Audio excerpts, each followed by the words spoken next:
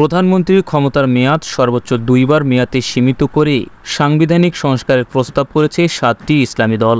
শনিবার বিকালে রাষ্ট্রীয় অতিথি ভবন যমুনার প্রধান উপদেষ্টা অধ্যাপক ইউনূসের সঙ্গে আলোচনার সময় তারা এই প্রস্তাব জানান। বাংলাদেশ খেলাফত মজলিস, নেজামি ইসলাম, ইসলামী আন্দোলন, খেলাফত আন্দোলন, হেফাজতে ইসলাম ও জমিয়তে উলামায়ে ইসলামের নেতারা প্রধান উপদেষ্টার সঙ্গে মতবিনিময় সভা করেন।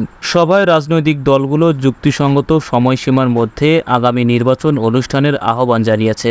দলগুলো নির্বাচনী প্রক্রিয়া ত্বরান্বিত করতে নির্বাচন কমিশনের সংস্কারও দাবি করে। এছাড়াও বিশেষ ক্ষমতা আইন ও ডিজিটাল নিরাপত্তা আইনসহ বিভিন্ন বিতর্কিত আইন সংশোধনেরও পরামর্শ দেন তারা। পরিবেশ ও বন উপদেষ্টা সৈয়দা রিজওয়ানা হাসান গণমাধ্যমকে বলেন, আমরা রাজনৈতিক দলগুলোর সঙ্গে আলাপ আলোচনার প্রক্রিয়া চালু রাখব। তাদের কাছ থেকে সংস্কার প্রস্তাব যা আসবে সেগুলো গ্রহণ করব। মতবিনিময় সভায় খেলাফত মজলিসের প্রতিনিধি দলের নেতৃত্ব দেন দলটির আমির মাওলানা আব্দুল বাসিত আজাদ, আর বাংলাদেশ খেলাফত মজলিসের নেতৃত্ব দেন মাওলানা ইউসুফ আশরাফ।